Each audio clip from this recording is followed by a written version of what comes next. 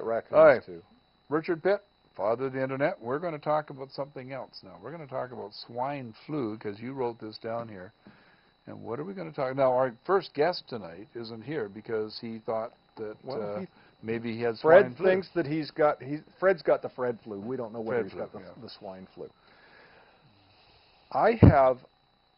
Now, this is also funny. Until this week, I have not known anybody, myself personally, who, usually whatever's going on in the world, I got a client or a friend or somebody. And I haven't known anybody that I know about. Mitchell's just saying I knew somebody else that had it that I wasn't told about. But until this week, I have not known anybody. And suddenly I've got 4 or 5 people that have the swine flu. My daughter-in-law. So it's hit you too. So it suddenly hit everybody. Yeah. It's here. It's done. It's gone. What I really want to talk about, now you know that I met my current wife, not my starter wife, but my current wife, in statistics. Yes, I do know that. We were both mature students out at SFU, and we sat together in statistics class. We used to sit down at the front of the statistics class. Everybody else whose parents were paying them to for their fees and things sat up at the back and chatted. But we paid our own way, and we were there to learn. So we actually sat down at the front. There was half a dozen of us. Anyway, I am absolutely amazed and baffled by the number of people who, with absolutely no understanding of the statistics involved, have made a determination that the swine flu vaccine is something they should be avoiding. We have the statistical probability of somebody having a nasty reaction to the flu is so much greater than the statistical probability of them having a nasty reaction to the flu vaccine that it's a no-brainer to me. Is this a problem with people not understanding statistics, or the education system not teaching them statistics, or is this just human nature? What is the reason for this? I just don't get it.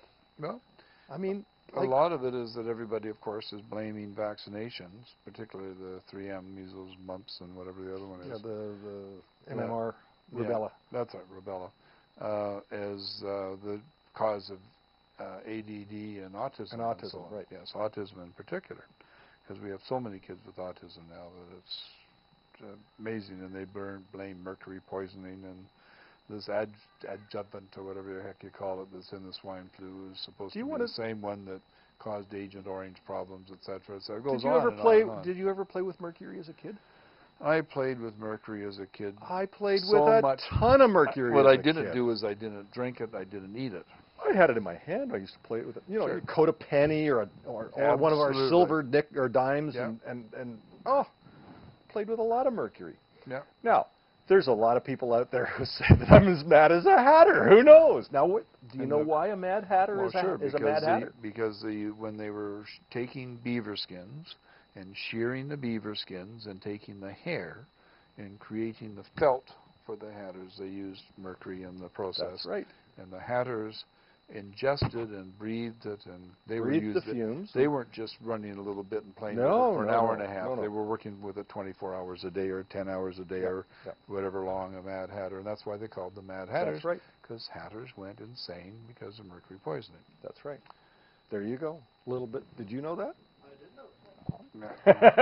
Poke the button. Mitchell says. I did know that. Yes. Did you know that the very first emperor of China was prescribed mercury to make him live forever? Yeah. There you well, go. what mercury, you see, was considered to be something positive. And well, it is a very unique do you know method. what's a common name for stibium? Stibium.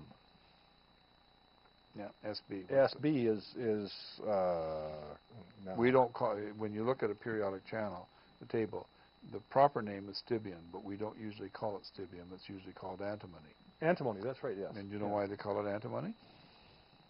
No, I don't. Because when they were feeding pigs in the good old days in the 14, 15, 1600s, they discovered that a little bit of stibium in the pig feed would make the pigs grow fatter and better. So the monks who were fasting, stibium wasn't considered to be a food. So the monks who were fasting would take stivium, and it killed them. So they called them anti-monk. They called it anti-monk. Anti-monk. Anti-monks. So there's all sorts. There's all sorts. Oh yeah, of there's good, all sorts of love this fascinating stuff, things you to know. do with science. Yeah. Anyway, that's just, it's a pet peeve of mine. I mean, people who have this, they want scientific explanations about things, This and then is they sort of refuse. like, this is sort they of, if there's any lawyers refuse. watching, this is sort of like that. 99% of lawyers make the other 1% look bad. Yes. Something yes. like that. Something yeah. like that. Yes. Okay. But these people are looking for a scientific explanation or a scientific study about things, and then they refuse to believe them. Well, there's also, remember Vera Shriver? I don't know if you remember Vera. I do. Yes. She was the lady that I had as a guest on Ingram, and when still Rogers wasn't Shaw yet either. Yep.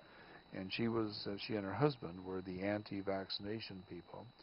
And her statistics for polio in Brazil and so on, and the polio vaccine were absolutely amazing that she had. And she was the lady that proved that babies after their MMR vaccination developed detached retinas.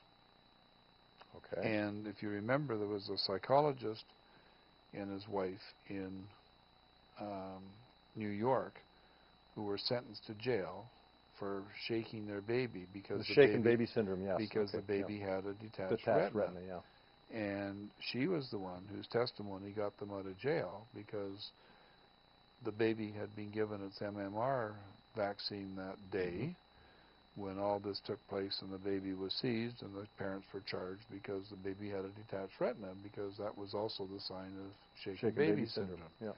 And there's no doubt that inoculations and so on have been proven that some people, like I had a flu shot, a regular flu shot yesterday. It is a statistical it's statistically proven that somebody will have a problem. So okay? the problem is are more people going to have a problem from the vaccination than they are? And of course, that's my point, is if you take a look at the statistics, the chances of you having a problem with the vaccination are so much less than the chances of you having a problem with the disease that have the vaccination. But unless you have absolute proof that you have a particular allergy to something in there. For instance, the albumin. Yeah. From the egg. From the egg could be a problem. Okay, and if you go into anaphylactic shock from eggs, then you shouldn't be doing that. You shouldn't be having that type of an inoculation. And it's the same type of thing with where they're bringing in the special vaccine for pregnant women, because they're bringing in the vaccine without the adjuvant because that's right, because the pregnant women shouldn't have shark cartilage or whatever it is, shark. What the heck? It's part of the shark that is used to make the adjuvant. Anyway, making a short story long, of course, we have the DES women and the DES babies, where women, again, they were giving cattle to make them grow better. They were giving them diethylstilbestrol, DES, and the cattle were given this, and then pregnant women were being injected as well to I can't remember the reason the pregnant women were being injected. Anyway, the children, the daughters of the women injected with and consuming DES all came down with, not all, but many of them came down with cervical cancer. It was an absolute direct link. Yep. And then we had thalidomide, which we all know about. Yes. Thalidomide was given to women to stop nausea during pregnancy. And cause all manner of there's all sorts problems. of reasons that people should be leery of some of this, because there's so many proven things out there that did go wrong, and people know about them. On the other hand, you're old enough. See, Mitchell has no concept of polio. Yeah. But when I grew up, iron lungs were the thing. Yeah, and the thing, yes. Two people that I knew well at one time, Neil Young and Joni Mitchell, are both polio babies. Yep. And both suffering from the second polio syndrome, whatever they call it, rather. Well, this has been really interesting, and I see that Dan Walco has arrived. Do we have anything left on the list? We have nothing left on the list. We did it. Hancock Wildlife, Cat Genie. Oh, we didn't do vehicles we have owned, but we don't Oh, have, we well. need a year for that one. I was going to say favorite vehicles. Favorite, And favorite, how about the worst vehicle you've ever owned? the worst vehicle I ever owned.